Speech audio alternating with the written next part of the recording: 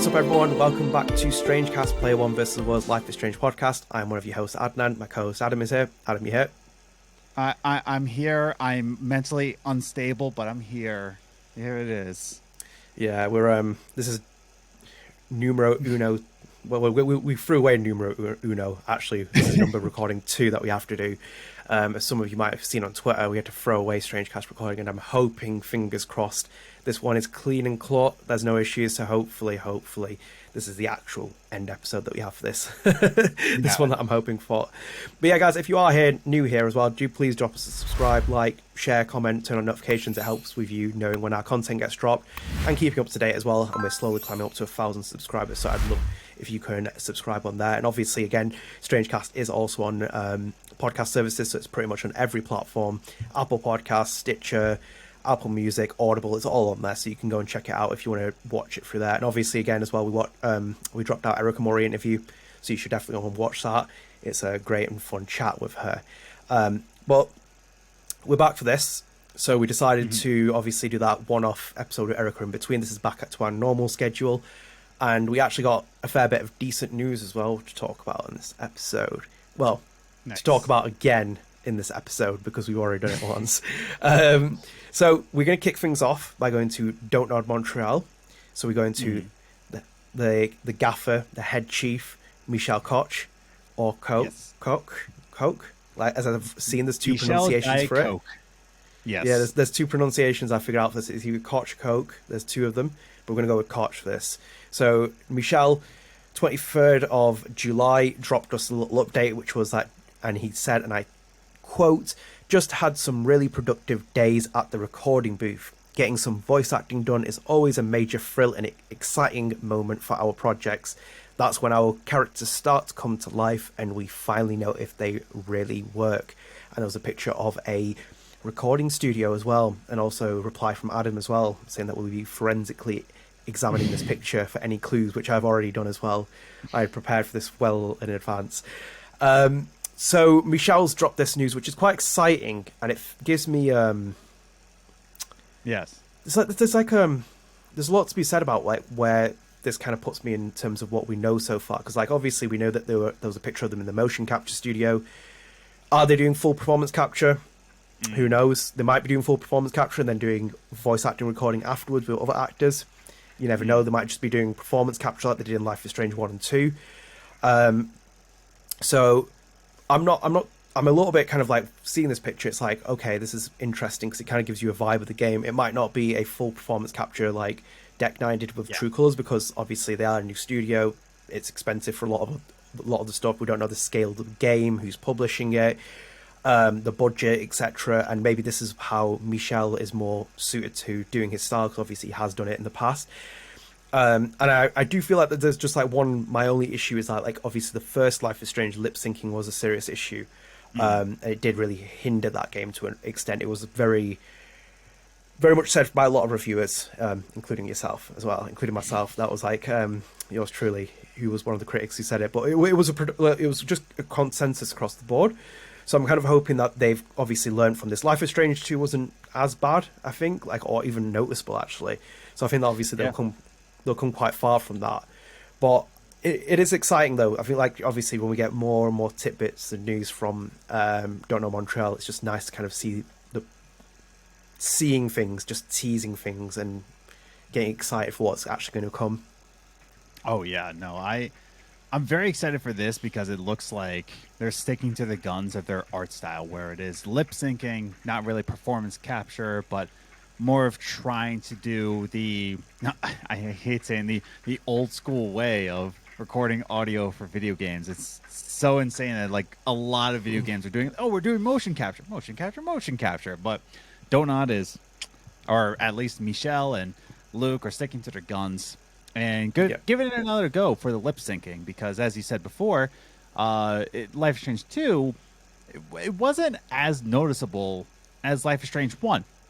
It wasn't as. So you got to think about that, where it's like, yes, the first edition of the game, Life is Strange 1 didn't really hit the mark. That's fine. Life is Strange 2, they gave it another go. They took another whack at it, or whatever British people say. They gave it another go. and it turned out just fine. And now the third way, it could be their magic number. They got a good team. They got some great experience. They've got great beards. So it's really coming together in that way. Yeah, it's just really quite obviously, like, every little bit of information we get puts us one clue forward to like what they're doing, and like in the old recording, and I think we're probably going to mention that again, but in the old recording I kind of did mention that if they're doing the voiceover kind of role, and you've kind of alluded to the fact that their art style is very distinct, it might be an Oxenfree style game where it's that kind of like aesthetic where you don't need a performance capture kind of like scenario from it. And I just think like we obviously there's going to be a lot there to kind of get from this game. Like we have so much more to know about what's going to happen from Montreal, and like that, this is just obviously the very early indication from them, and it's kind of nice that they're just trickling this information down, because like I said, we have a pandemic. They've went over to Montreal, set the studio up, been hiring, been getting people in, getting the plan in place, the pandemic, all these other factors, and it's like now we're kind of seeing there's a progression towards something. And I'm also a big fan of Dreamwalker's tweet in here, which is that it's like, did you do any other voice acting yourself? And Michel responded saying, "You don't want that, trust me." And I think we do want that as well. We do want to see Michel in the game, and voice acting as well. We know he's in the Life is Strange 1, so it's like there's definitely room for a cameo or a StrangeCast cameo. Oh. They have every right to use my likeness if they want to. You have every right to use my mustache. Just so no, without keep repeating what I'm saying, I think it's just really nice and exciting, and I think we could potentially move into our next piece of news, which kind of connects onto this. Yes, I'm very excited for this one. Oh, here we go. So we're sticking with Don't Nod Montreal, and we're going to the other gaffer, the other man with the very cool beard. We're going to Luc Baghadoust, who tweeted on the 19th of July, so this is before Michel's as well, so it's kind of like we had like two, when you have like Michel and Luke, it's usually like one of them tweeting first, dropping some kind of information, and the other one kind of like scoops in like a couple of days later or kind of around the time, gives you an update. So Luke dropped a little tweet, said, "Hey all, Don't Nod Montreal currently has some open positions, so don't hesitate to apply. If you are interested to join an amazing team and work on our narrative game," and a link to Don't Nod Montreal's job vacancies on LinkedIn. A second tweet he followed up with, "The hottest jobs we are currently looking for are technical designer and generalist programmer, both familiar with UE, Unreal Engine, but don't hesitate to apply and use the quote-unquote name your job category if you don't find a relevant open position, as we should open new jobs soon, ... And obviously, if you do go on LinkedIn, which I had it open then, and it's completely disappeared. If you go into jobs, some of the, we mentioned some of the. Oh no, we didn't mention actually. Sorry, I'm having like deja vu of what we actually talked about and what we haven't talked about. So in here we've got VFX artist, animator, the name your job category as well, which has 2 applicants. Unfortunately, one of them is not me. I was thinking about putting my name forward, but I have 0 video game experience. But it's just interesting because I'd love to be brand manager. I'd love to work at the studio. It'd be a dream opportunity. I could work in PR. I can do press releases. I have a journalist experience. Michel, Luke, if you need someone, just give me a shout. I'm willing to live in Canada. I will take that opportunity. But no, in the actual... I'm willing to live in Canada. I'm willing to take the dive. I'm ready to take that dive. So, no, just like in itself as well, like the job description for this as well. Like it says, can't find a job related to your field on our careers site. No worries. Describe your dream job and tell us in a few words why you'd like to join Don't Nod. Please note that the purpose of this posting is to constitute a bank of candidates and in no way represents a need for current or future requirements. Only selected candidates will be contacted. So which is really cool as well, because this like goes back to that really interesting interview that we talked about with Frederica, Don't Nod Montreal's managing director, about like that conversation she was having about not just getting the gender balance that they were trying to do, or kind of like the talent that we're bringing in wasn't necessarily, you have to have like 6 years of experience in, you don't have to have 6 years experience in video game development. You don't have to have this. You don't need this. You can be anyone. and I think it's very much representative of that ethos. This. Yes. Sorry to any listeners. Apparently, the lawn mowing people decided now's a good time to mow the lawn, and now my dog's going crazy. So, sorry. But my microphone's good on background imaging, so we're fine. We're fine. We're good. But no, this is really excellent to see. It's okay. So it's a double-edged sword here with looking at these job postings, right? One, it's great that they're searching, they're still building their team. It's great, like you said, that Frederica has taken steps to get talents rather than a resume, where like that's where the open job is. Like name your job, and like if we didn't think about it, like oh yeah, great point. Like for me, I would be a cat sitter. Am I allergic to cats? Deathly so, yes, but I'll still do it from the kindness of my heart. I'll work for Montreal, but so it is double-edged sword in a way of like this is nice, but programmer, animator, administrator, technical designer, VFX artist. That means this game is very much like in the early stages. This is a lot of like things they're trying to recruit for, so I don't expect to see this anytime soon, unfortunately. So it's cool, but at the same time it's like, oh, that's a lot of jobs you're looking for.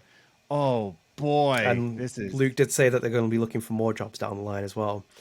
And usually when they announce video games as well, most developers, they usually put more vacancies up as well, because then it's like, let's start upscaling. Well, it depends on the size of Montreal. Like Sony does it with like, I think they did it with that Wolverine game they showed off. As soon as it happened, it's like, oh, come and work at Insomniac Games with like all these job vacancies. It's like, it's just to kind of like give you an idea of what's being made. And it's like, we'll get more talent in and start kind of working on these projects. So we'll see that more with, I think we'll see more job obviously open up down the line for Montreal, but I do agree with you. It's probably still hard to figure out where this game is in its development plan. But it's nice to see that, and it's just nice to have the studio in itself and the huge rebranding on Don't Nod, which we'll come on to, but like, it's kind of like there's this ethos with the Montreal team where it's like, there's an actual job where you look at it, it says name your job. Yeah. And it's like, it just gives you freedom to kind of explore. And in itself, it kind of gives them obviously a quicker recruitment process if they want it. But I think it's just a nice idea as well, because it kind of, it's very representative of the culture that seems to exist at that studio. And I think like it'll be really beneficial for them. And as I said before, I might even consider dropping my application. I think you could do brand manager. You've been doing your own brand for a good while now. So, yeah, it's debatable on the success of that. So, and you'll be in my same continent. We'll be continent buddies. You know, continent buddies. You'll be going across the pond, as you might say. Yeah, I don't think they're ready to port for me yet. So we'll leave it at that, and we'll just kick straight into our next piece. We're sticking with Don't Nod again. More Don't Nod news. This was just an interesting interview I found recently, kind of tucked away on the internet. And it was on the loadout. It's how the new Don't Nod is becoming an industry trendsetter. So they were speaking to Sophie Philippe, Don't Nod's head of marketing, and Xavier Spinner, head of publisher.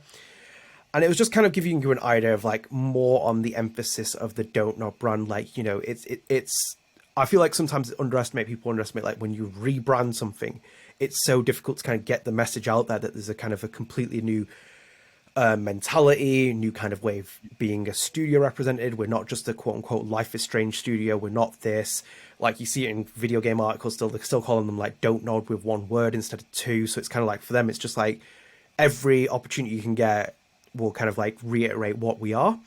But there's just some interesting quotes in here, which included, let me have a look. So we start with Philippe.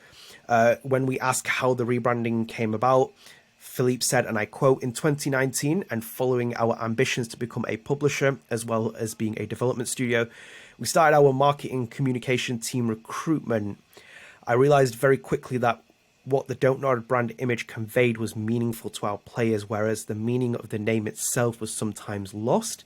We also had many press and business meetings where people didn't really know how to pronounce our name when it was written Don't Nod in one word.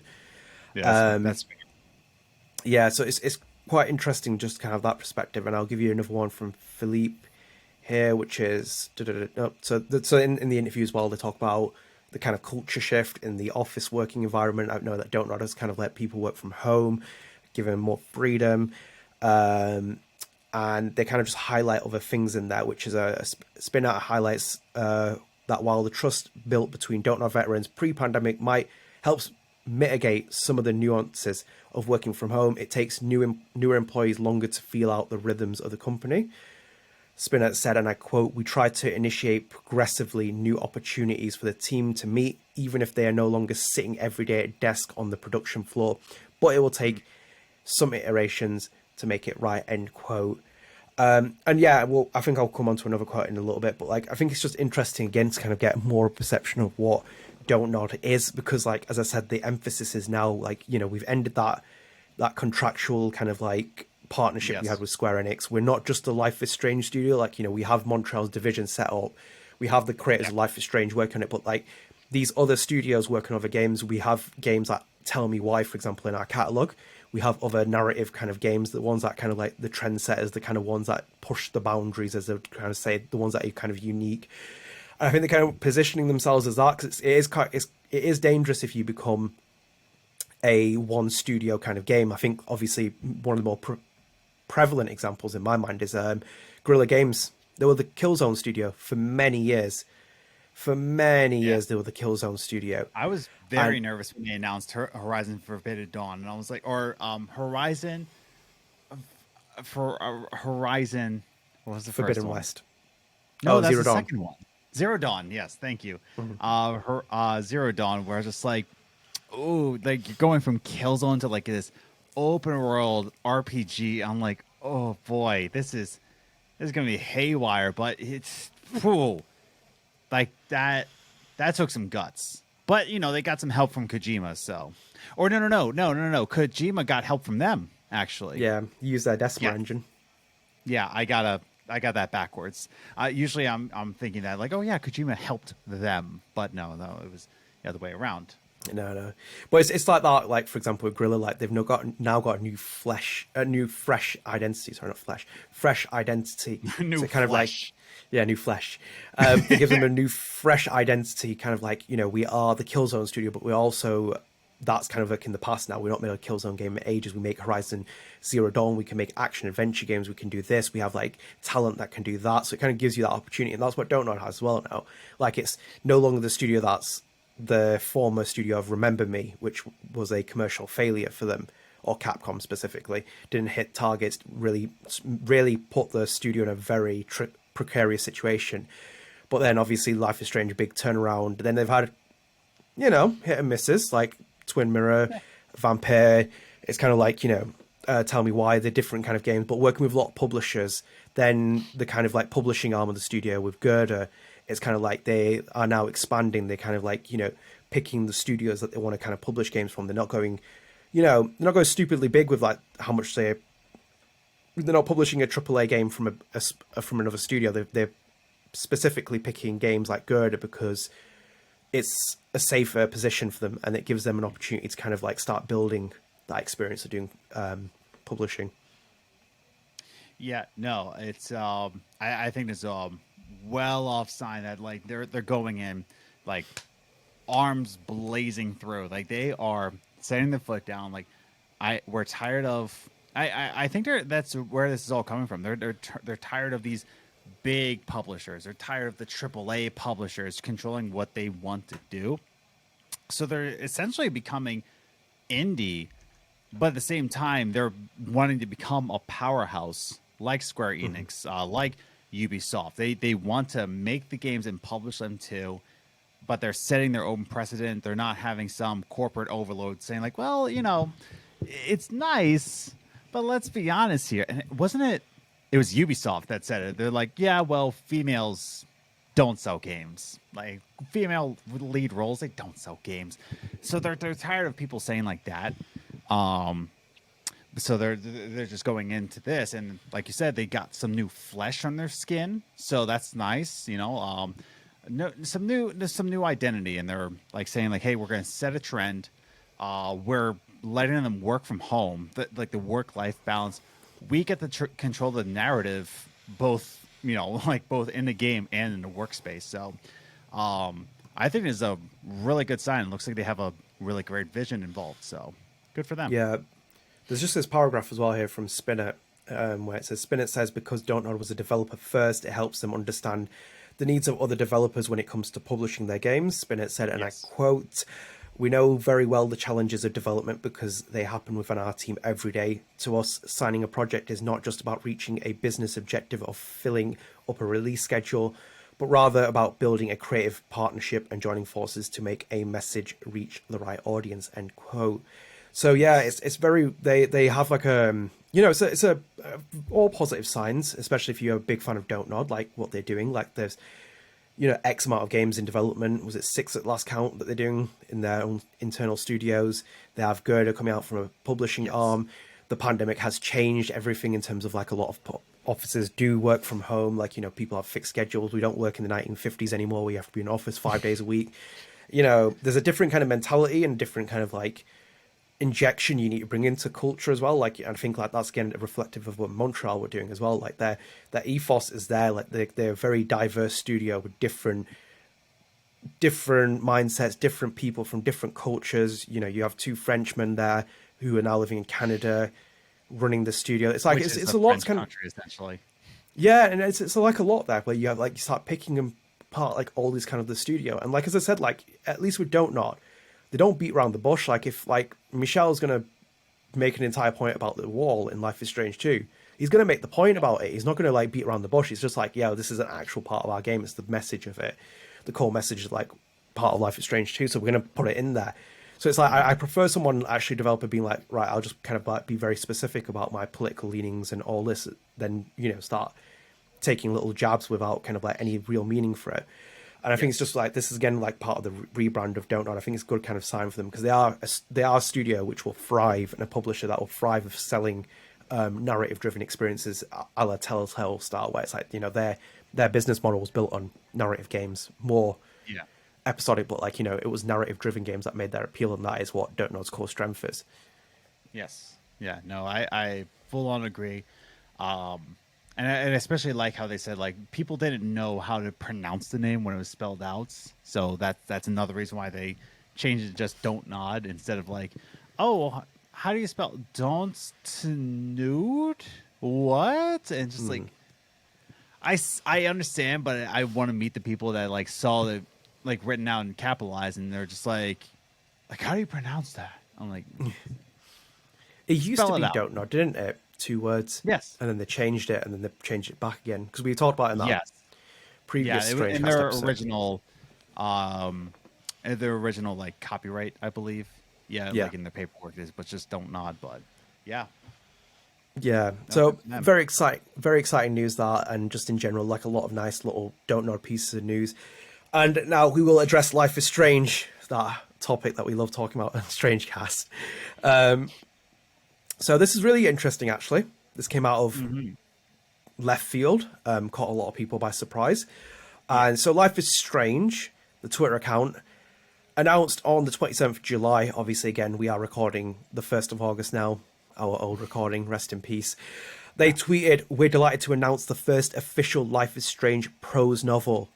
Steph's Story is coming March 21st, 2023 from Titan Books, written by Rosie 4. It delves into Steph's life on the road with bandmate Izzy. Look for the synopsis and pre-order details soon. Another tweet was, Rosie 4 began her career as a storyteller by demanding to tell her mother bedtime stories instead of the other way around. She lives in Oregon and is the author of young adult novels Tarnished Are the Stars and Fire Becomes Her. So, Adam, because obviously we don't have Erica Mori on here anymore, which is unfortunate, because that would have been a great conversation at this point, because we did talk about a lot of books, but you're more of a bookworm than me. And I kind of wanted to kick things off with, like, we know that Life is Strange has been continuing stories through the comic series, specifically Max, Rachel, and Chloe, and that's one art. But the first thing that obviously caught me out, which was the fact that it's a prose novel. The name in itself will come on to it a little bit, but like the prose novel caught me at first because like this is really interesting going on the novel route. Why do you feel like they went for a novel rather than a comic series? Because well, one, I like how they actually got a young adult novelist author, right?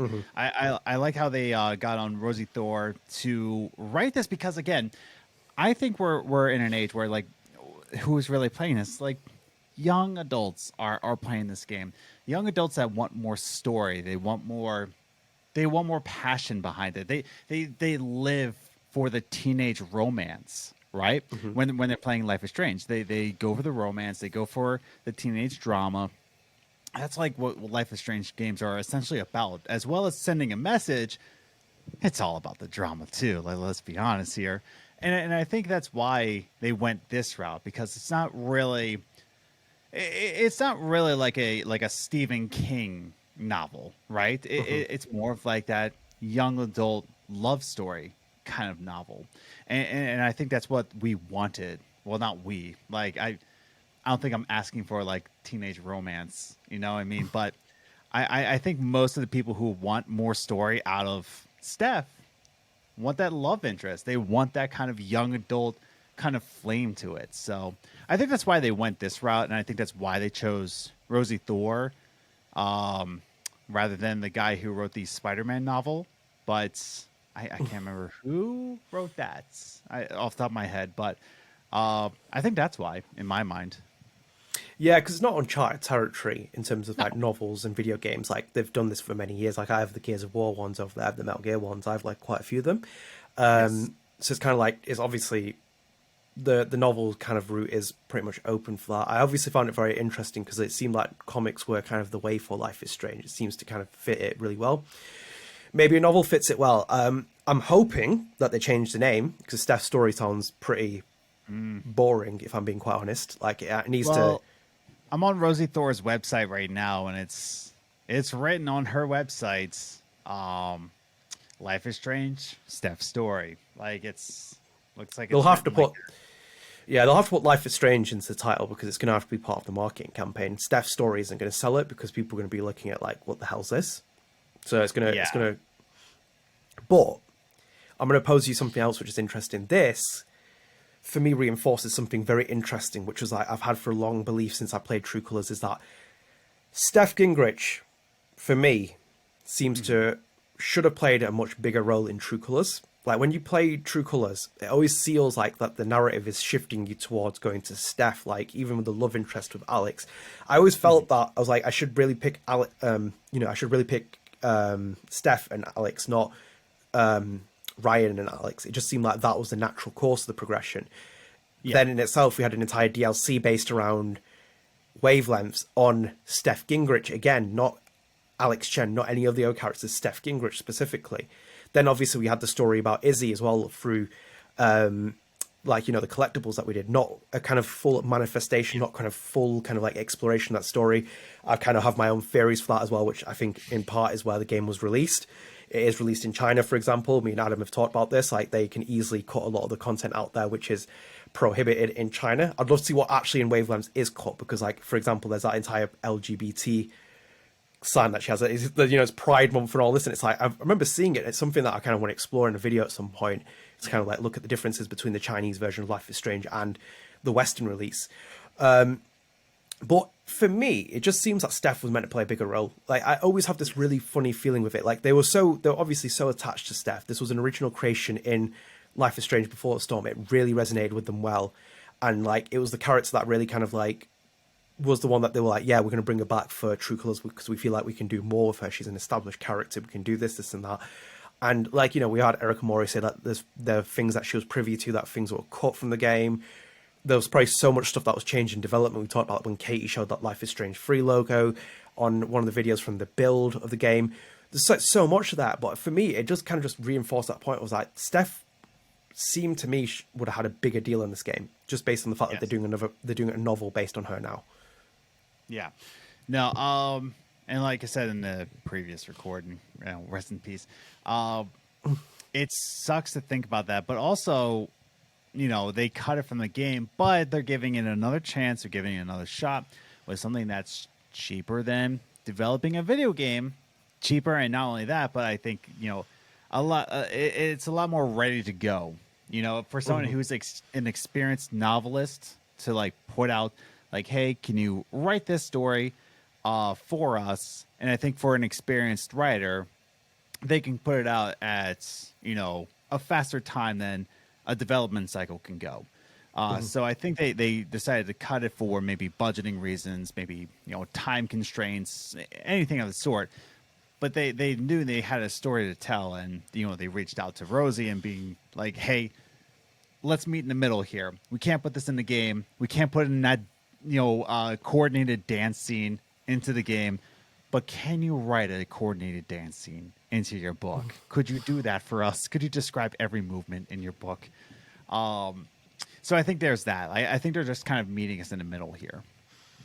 Yeah, and I think, like, obviously, we've obviously had this conversation before, but it's like, I did say to you, like, I think that this fandom is, like, littered with fan fiction, and I think, like, that in itself, and that littered doesn't mean in a bad way, I mean, like, in a good way. People make their own stories and everything. And I feel like this kind of, like, how much is it really going to sell? How much is it really going to commercially do? Like, it just seems like a really big hit on, like, the kind of thing that they're doing. I just don't know. Like, I'm just kind of, like, not convinced that Life is Strange in the current position it's in is going to have the same kind of appeal with. Are you talking about book sales? Yeah, do you really think it's going to sell like huge amounts, or even like volumes? So, because, like I said, I talk with a lot of book nerds, and like the Venn diagram of people who played the Spider-Man PS4 game. But did you read Hostile Takeover, which was the prequel novel that came out before the game, that was also developed by Titan Books? And of all the people I talked to, I'm probably the only one that's read Hostile Takeover. So, unfortunately, I've read it 2 or 3 times. Or even read it once. Nobody's done it. So, if you have read Hostile Takeover by Titan Books, the Spider-Man novel, write your thoughts in the comments down below. Am I the only one? Apparently, I am.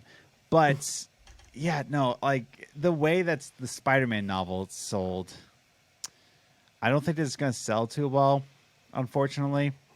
I wish we knew like how much the Spider-Man novel I did, but we'll never know, I guess. It's just, yeah, it's a little bit interesting though. As I think you said before, like, you can establish canon with this as well, because it gives Steph more kind of like explanation for it. But it just gives me that feeling that Steph should have been could have even been the main character of True Colors. Like the way that it's almost set, there's like more chapters, sort of like DLCs planned, but obviously pandemic, scheduling, etc. It just seems like things have changed so much in here that they're kind of doing this as a separate kind of thing. And it's just like, I just find it, there's a niche of Life is Strange. Life is Strange is a niche. Like, that's the fact of this channel as well. It's like a very niche channel for like what you come across. But like, there's still people who come across and be like, there's a Life is Strange comic. And it's like, when people don't know that, and it's even like, you want to sell. Said that. Yeah. Kylie did say that. But it's like, like, I didn't know it was based off the comics. Like, no, the comics based off the game. So like, it even confuses people who are in Life is Strange. So yeah. What does it say? I mean, like, the only thing that I think that they should obviously do at this point is like, they should get Katie to do an audiobook. I think it'd be daft not to do an audiobook. Like, she just needs to record a line, like all the actual audiobook. I think people would go crazy for it. And Katie's obviously offered her services on Twitter as well. And she's putting the replies. But I think like it just makes common sense to get Katie to do an audiobook and capitalize on it as much as possible if you're going to do it. I just found it very, it was, as I said, it was left field announcement. And it like opens so many theories up in my head of like what is actually happening with True Colors. Like, why is Steph the focus? Does this mean that we're going to see more Steph down the line? Obviously, as I said, Deck 9 creation, that they have a lot of affinity with this character and really fleshed around this game. So yeah, it'll be something I'll pick up. I'll probably be part of the sales because obviously I run this channel now. So I need to kind of I need to read it. But yeah, I'll read it too. Like, don't worry, this will be a book club. So, that'd be a good episode.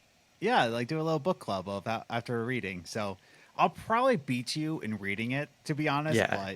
But We'll have to do that book club episode 3 years down the line because I'm a terrible reader. Um, Yeah. so, oh man, I just thought of it's coming out in March, isn't it? mhm. Oh my god, I'll be well into development my second album. No. Okay, I'll delay the second album. It'll be fine. It'll be fine, everybody. But yeah, we'll read it. We'll do an episode on it. Yeah, we'll read that. So let's move into our main topic, which is a news/main topic. As again, we were recording last week when this tweet was put out, but it was done by Don't Nod. They put on the 26th of the 7th, 2022. This week we celebrate the release of Darkroom, the 4th episode of Life is Strange. Yay. So yes, it has now been 7 years since episode 4 Darkroom came out. How old were you 7 years ago? Let's not talk about that. I was 22. Oh, little baby. I was 20. Wait. I was 24? Wait, really? Yeah, I was 24. Wait. So now I said my age. I'm like, oh my god, I was 24 when this game came out. Anyways, you go on. Old. So as I said know. as well to Adam as well, like this was a different time for me as well because I actually reviewed this professionally. This was when I was in the industry, and the funny part is I'd actually played this before many of you because I got the review code because I published this on the 28th of July. Yeah, but I had the flex. Square Enix provided a review code at the time, 28th of July. I remember going on Reddit, seeing all the kind of like theories and stuff because I'd completed this game in its full entirety. Review went out on the 28th of July. This got a 4.5 rating out of it from me, out of 5. So a very strong score. You had a nice little closing comment paragraph. Should we read it again? Or is it too cringe? We'll read it again. What if I said no, though? Read it again. Well, I have executive authority here, so I'll overturn your decision here. So I will read this out to you. This was 7 years ago that I wrote, which was the closing comments. Life is Strange producer Luc Baghadoust said at E3 last month that episode 4 Darkroom would be intense, in which he added that the actor's voiceover recording sessions brought tears to his eyes. I can relate to his comments, as episode 4 Darkroom has unexpected twists and turns around every corner, with several gut-punching scenes that would sink the heart of any player. Episode 4 Darkroom shows how far Don't Nod has continued to push the limits of Life is Strange, with every choice made, regardless of how significant it might be, having a real meaning behind it. I made a bold claim after the third episode's release that Life is Strange has all the potential of being a strong candidate for Game of the Year. Episode 4 Darkroom went far enough to reaffirm that statement could easily become a reality. With episode 4 Darkroom finishing on a brilliant cliffhanger, Don't Nod will no doubt be firing on all cylinders as they head towards the finish line for Life is Strange with some serious momentum behind them. That was what I wrote then. That was when I reviewed the episode, as I said. Like, it was quite intense. I remember finishing it thinking like, oh my god. I was like genuinely blown away because this is objectively for me the best episode in Life is Strange 1, hands down. Objectively, I think, not your personal. Not my personal, but objectively, and I think it could personally be my favorite as well. That's just kind of like there's another episode that I personally prefer, but this was by far one of the best episodes I've ever played in a video game. And then on top of that, it's by far the best Life is Strange 1 episode because where it's at in its position, all the games that's coming out. Even Telltale games and stuff like that. I think episode 4, where it's at, I think it's that strong. I think it's that strong as an episode 4 entry because like where you position the story of episode 4 and how it kind of like flows along, it has that kind of thing with like those 5 episode story arcs that we had from Telltale, Don't Nod, all the other studios. It's like they kind of used to like languish a bit, and like episode 3 used to be turned into quite a bit of a filler, and like Life is Strange episode 3 took you down a massive hurdle, which was like that, like we went back further in time. And it's like, there's a kind of shock value of like going that far back in time. And then it's like from the moment the episode starts, it's literally like, here we go. We're back in time. Now we have like a full exposition with like William Price. We have Joe Ockman's brilliant performance as William Price. We have that really wonderful chemistry with like the way that he sees Max as a daughter to him. You see this kind of like alternate scenario. You see kind of like the deeper kind of meanings of Max's like manipulation of time, the kind of impact you can do if you really go that far back and you're trying to change history.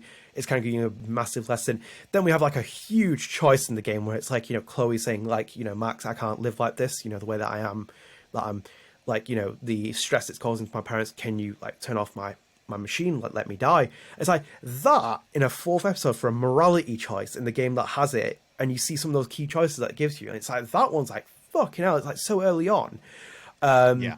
And then just like when you obviously we jump out of that because it's like it's only the first part of the episode, and we kind of jump back into our main like timeline. Then it starts getting the really like mysterious kind of like route where it's like, oh, here we go. It's like we're unraveling plot points here. It's like we've got the Rachel Amber kind of story now starts to unfold. We see the Max and Chloe story continue to develop, like their close relationship.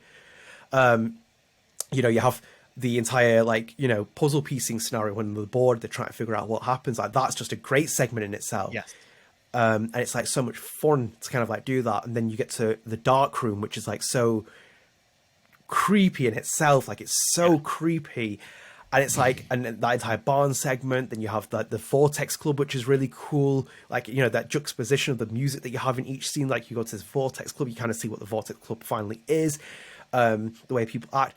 And then obviously we get towards the end of the episode, we learn the fate of Rachel Amber. And it's like the ending is like one of the greatest plot twists I've ever seen, because it's like at that point, like I had not had any idea that it was Jefferson, because there's too many, like what they did with Don't Nod did with episode 4. It's like a Scream film. And I mean like Wes Craven's Scream, the first film. Like I get to that point where Randy just like screams in the video store, everyone's a suspect. And it's like that's what happens in Life is Strange. Constantly red herring here.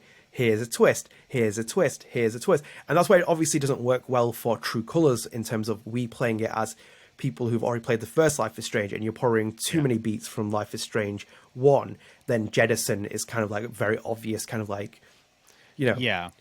We see that. I was gonna like add on to your point where like Arcadia Bay versus Haven Springs, right? Like I said, there's so many red herrings in Arcadia Bay because there's so many creepy people. There's drug addicts. There's sketchy people. Whereas Haven Springs was more of like this paradise, like, oh, the flower shop owner would never do something like that. She's a sweet old lady who has Alzheimer's, like, oh, this other guy, like, oh, he's just running his own shop. Oh, this bald guy is just very, very angry for some reason, but he's not sketchy. He's just a normal American. It's fine. But whereas like Arcadia Bay was filled with sketch, like Haven Springs was set to be like paradise. Why would anybody kill anybody? So to your points, I think that's why it succeeded in like making it shocking. Because who was to suspect, Everyone, though. That's the thing. Like everyone. You like with Gabe, even obviously, Pop like, do.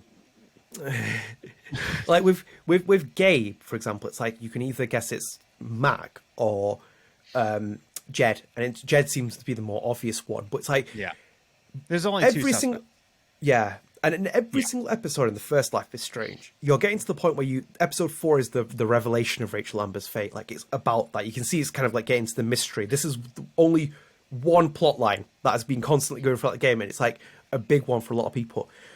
Every character you meet up to that point has their own interpretation of Rachel Amber, their own relationship with Rachel Amber, their own motive. You sit there kind of constantly thinking about, even when they kind of like make Jefferson a bit more kind of like, when they make Jefferson a bit more kind of like obvious, then they kind of like retreat him and then give you a bit of like, here's Nathan, like look at him, he's the kind of guy. There's only like a couple times where you're just like, oh, wait a second. But then it gives you another red herring. Like, oh, wait. Hey, let me question you. Hold up. But yeah, you're right. It's just like, you get a little suspicious, but then they say like, whoa, red herring. Yeah. You want this red herring? It's just the way they position like Jefferson, because it's like, the teacher kind of role. It's like you just don't suspect the teacher. You don't expect law enforcement. You don't expect the kind of people who are in the kind of positions of authority that will kind of Well, like let's not impact. say like we don't suspect law enforcement. You don't live in America, so. Well, we're talking about 2015 though, different time.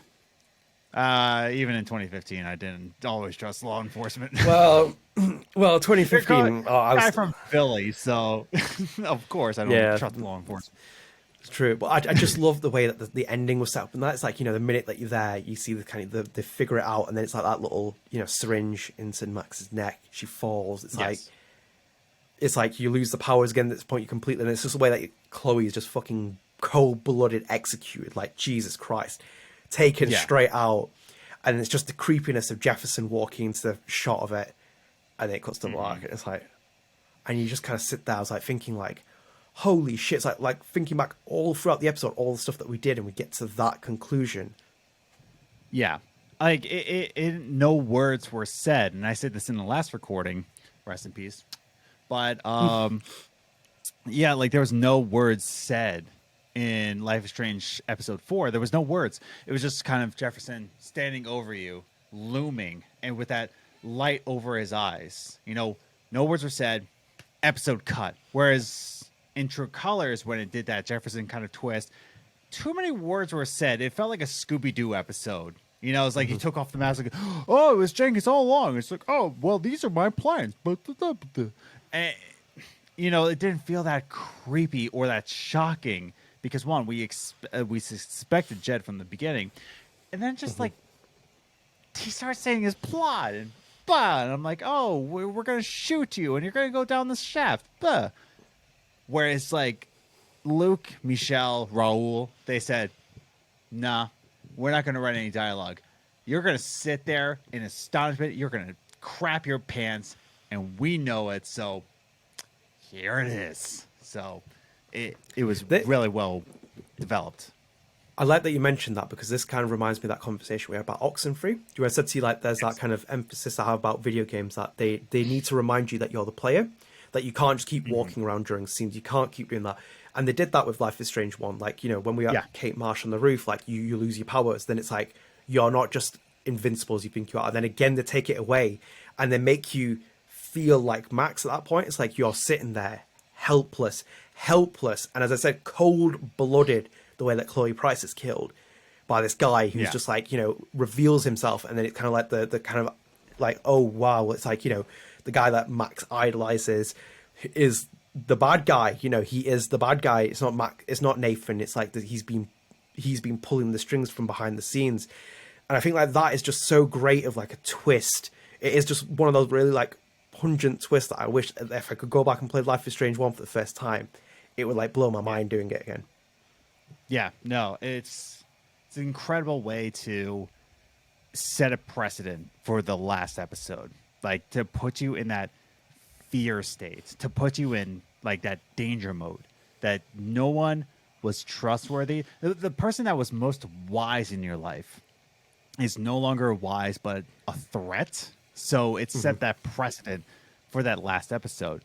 Whereas, again, we're comparing it to True Colors in a fair way because one of the biggest flaws to True Colors was that it was Life is Strange 1 copy-paste, like with plot anyway.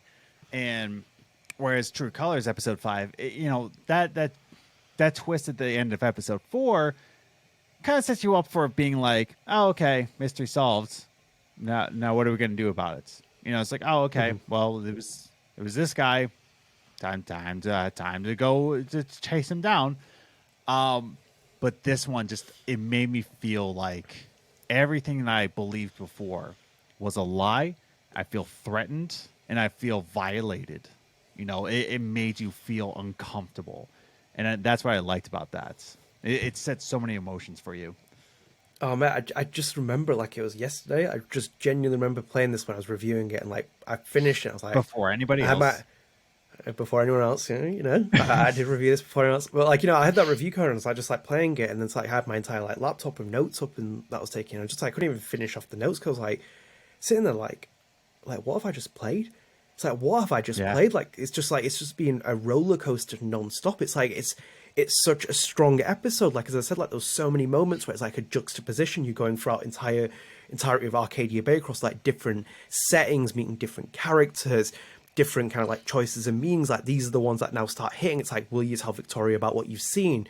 Then in itself that has an impact what happens with her fate. Then it's like this and that. You have kind of like really start connecting a lot of the dots. Like, as I said, there's Yeah. the storylines that start to kind of like flesh out. You know, you have so much that kind of comes into it. And like, as I said, it's like, it felt like I was in a Wes Craven movie at that point. It's like, you know, is he a suspect? Is he a suspect? Is he a suspect? I'm putting these boards up with all these people. I'm like trying to connect what's happened here.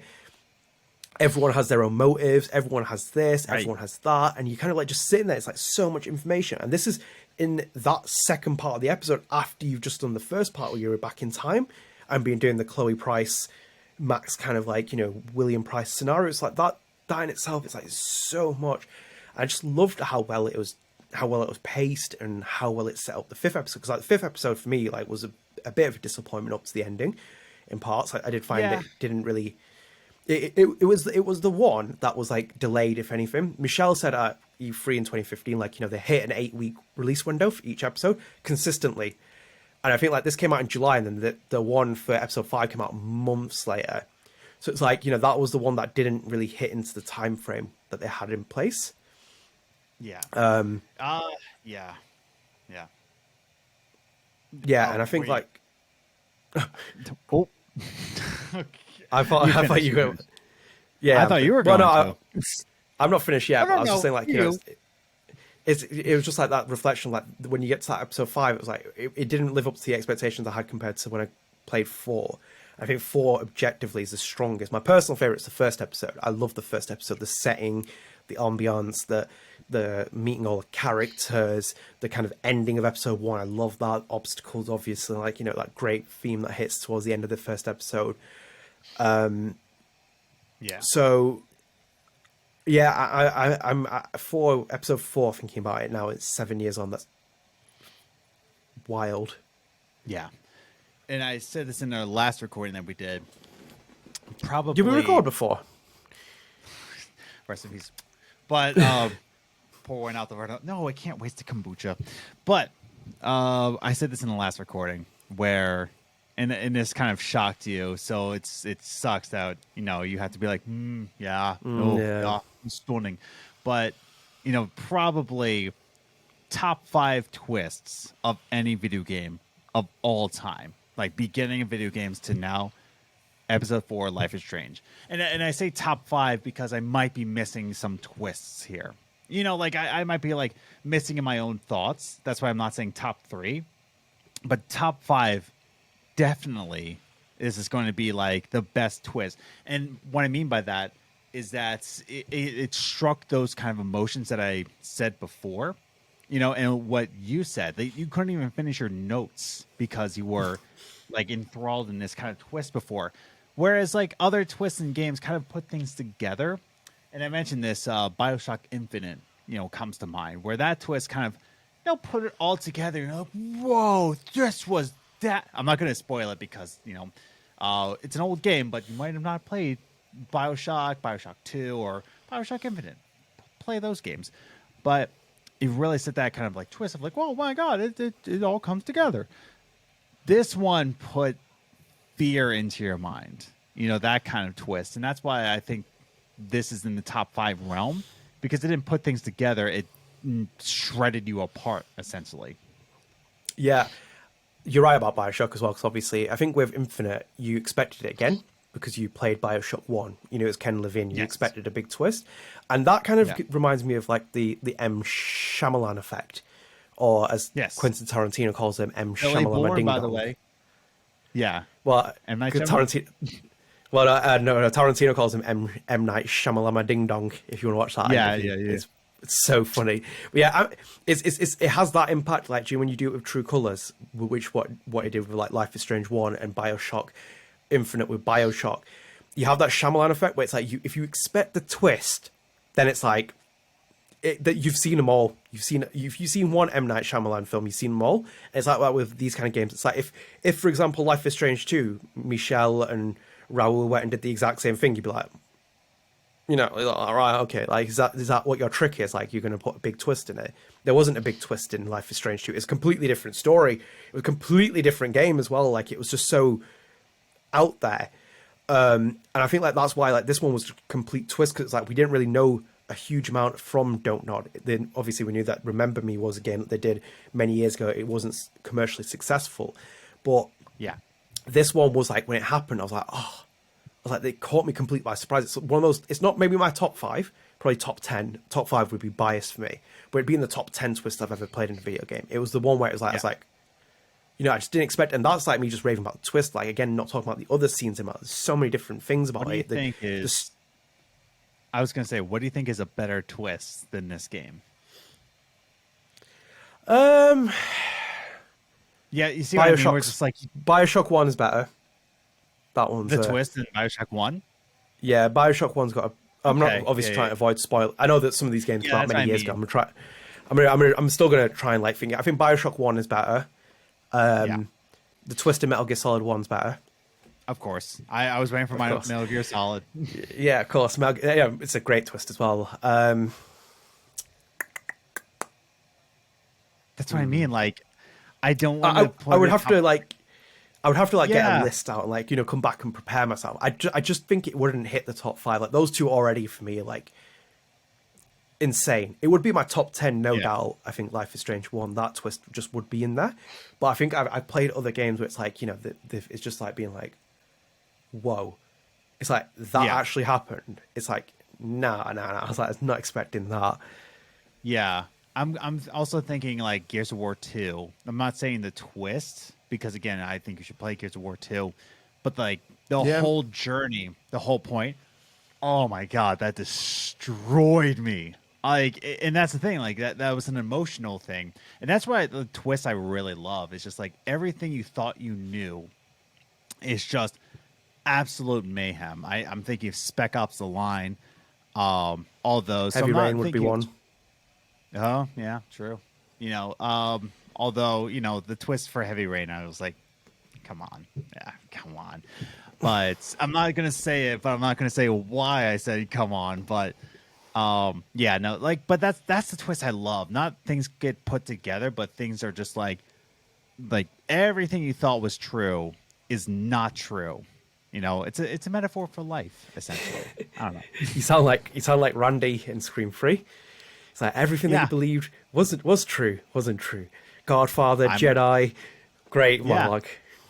Yeah. Oh my, I am Randy. Like I'm such a pessimist in the best sort of way. Yeah. No, but it's there though, and I think like thinking back now, like, you know, been 7 years, it's aged like a fine wine, that episode. Mm-hmm. Oh yeah. So have I, by the way. So you know, it's like a fine wine, all moldy and not stored properly. You know. So I think I think we can wrap up at this point, can't we, for this main topic?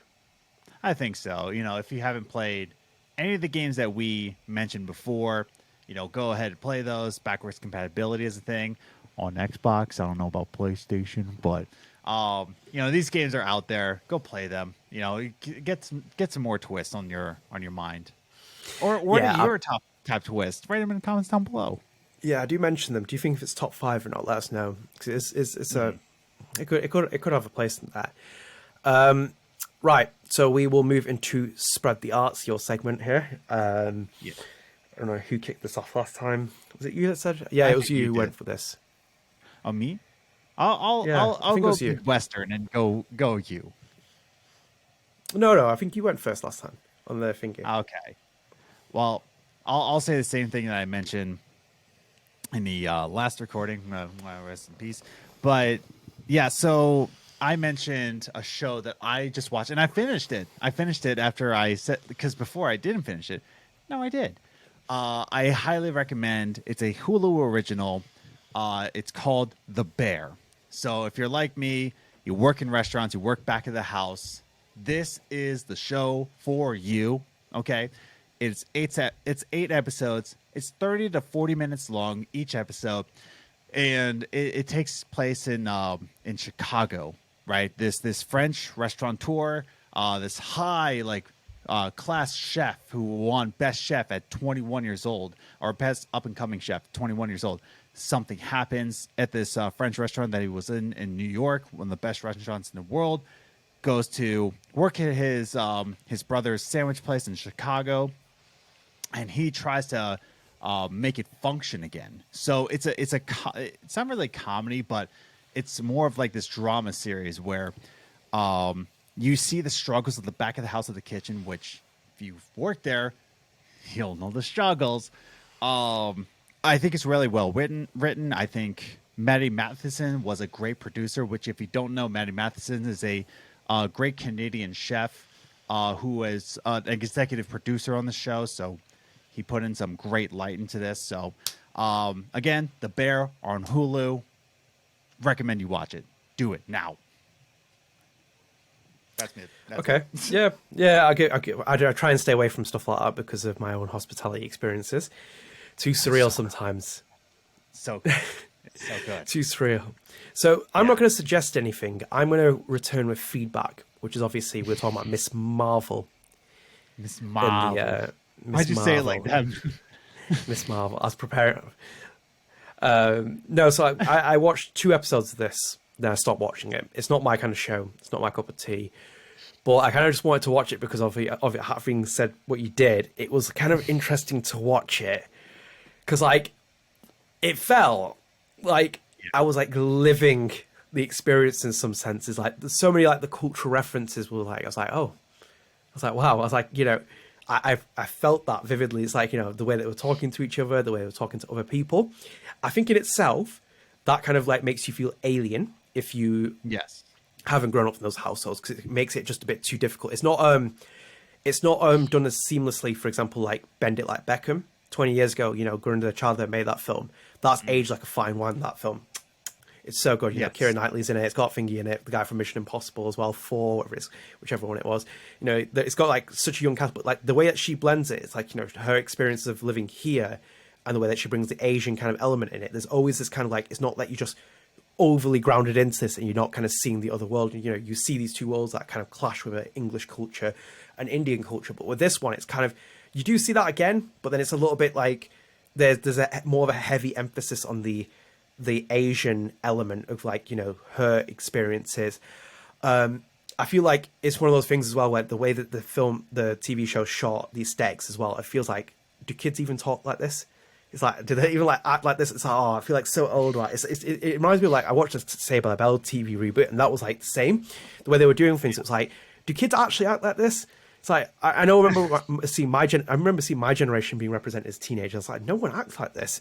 It's like, it's clearly written by someone who isn't spending time as that. But in itself, I just found it interesting because, like, I think like the telling for me in the show is like, if I was watching it with you, I would be laughing at certain points which you wouldn't, and it's like, it's kind of like you'd feel a little bit alien to what's happening. Like, this show would have been interesting 10 years ago. This show would get into the kind of like quote unquote woke topic. Anything that's diverse now is woke, as they say, because it's lost all meaning for it. But it's a hard sell for people. Obviously, you said that there's like 3 episodes where they spend it in Pakistan next, which I didn't watch, but like, you know, that in itself is like, it's too far away from what it's meant to be, the setting of it. Like, you're meant to sell it in that kind of like, where you explaining the comic book story route, and this this TV show where it's showing it as well, where it's like, you know, she's the girl that lives in Jersey, she has this kind of like thingy, who cares about the brown girl, that kind of thing. That should have been it, but this kind of just seems to be a bit more grounded, kind of like really kind of say this and this and this and this, and I'm kind of sitting there like, okay, I get this, I kind of appreciate, I kind of know some of this kind of experience myself, but I feel like you're losing a huge demographic of people, because again, like Miss Marvel, like, you know, you're selling this on Disney Plus in a demographic which is going to be heavily white people, and it's like they're not going to be able to relate with this character the way that you're doing it. And obviously, I'm saying this from Disney as well, because Disney have a great record with Asian people, as you know, and the history of black people and all that. It's like, you know, it's pretty obvious for that.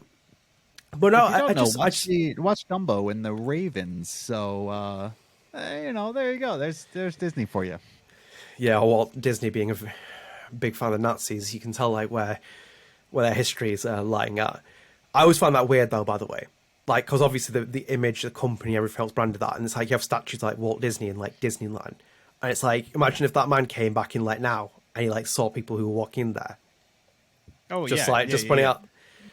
Yeah, just point that out there as a kind of thought thing. But like, I did find it interesting to watch it. It's, again, not my cup of tea. I'm not interested in it. I was kind of like, oh, whatever. After 2 episodes, it's like, this is a little bit boring now. So I will suggest that. I just wanted to give you feedback on that. The only other thing I could recommend is the the Big Hero 6 shorts that Disney did with Baymax. Okay. Yeah. Are they Because I good? watched those. Very, very good. Very, very Oh, good. good. Okay. Very I insane. was nervous Like, about watching them. yeah, they're like 6 to 8 minutes pop. I kind of wish that they were just like full length episodes because you could make a TV show on Baymax. He's so cool. I love it. He's such a great character. Big Hero 6 is one of my favorite animated films in like recent memory. I was nervous about what they would do with Baymax. I'm like, oh, they're gonna make it too cutesy. Oh, they're not really gonna. It's gonna be unnecessary. It's good for you, like the fact that you said that, it makes me want to watch it now. Yeah, absolutely. Like as I said, like the Disney shorts always been like really fantastic. Like Paperman, if you want to watch on YouTube's great. Was that nominated for an Oscar? And it won, I think. Might have won the Oscar. It was nominated, definitely. So, yeah. Yeah, it was beautifully done, that. And like this is really beautifully done as well. Like they're only like 6 to 8 minute shorts, and you just kind of see it. And they've obviously Baymax is like still in his element. It has you know, you do miss Hero a little bit. You know, you like that kind of relationships because he's not always there. Yeah. It's kind of like that. But like Baymax in himself can be a main character, and you just don't get enough of Baymax. Every scene is like, it felt like I was watching Big Hero 6 again. I feel like it really perfectly encapsulated so many like things where I was like, I wish this, you know, they just did a larger TV show with like more episodes, or they did a sequel to Big Hero 6 or whatever. I feel like there's so much potential there. So I would recommend that actually, because I was watching them today. I watched all of them, so it's like worth checking out if you get the chance. Oh yeah. I definitely will now. Yeah. Okay, so we'll wrap this episode out. This is actually shorter than the previous recording. That previous recording, rest in peace. But yeah, we'll wrap this up now. So I hope you enjoyed this show. Obviously, again, like, do go and check out our interview with Erica Mori on StrangeCast. It was really great to see. It was wild that Deck9 retweeted it as well. I was like literally like starstruck. I was like, I could not believe that. I saw them like it, and I was like, went back and saw them retweet. I was like, oh my god, that's so crazy. So thank you, Deck9, for it. We love you guys as well for doing that. So yeah, you know, go and check that out. But yeah, thanks again for tuning in. If you are new here as well, please do leave a subscribe, turn on notifications, like, share it with your friends. It does help with our channel. I'm not going to make some algorithm speech again, but it just helps us build a channel as well. It's just nice to have more people here. And again, if you want to listen to StrangeCast, we're on RSS feed, so we're pretty much on every podcast services. A lot of our people do come from Apple Podcasts, so if you are on there, if you can give us a rating, again, just appreciation for us to see it as well. We have 2 5-stars, so it's nice to get another ratings on there. But yeah, we'll be back in 2 weeks with another StrangeCast. Got a couple of things lined up as well. Life After Strange will return at some point. Working on it, don't worry. It will return at some point. But yeah, until then, stay tuned. Hopefully this recording's perfectly clean. No issues, fingers crossed. But yeah, stay tuned. We'll be back with a new StrangeCast very soon. Until then, take care. Peace out.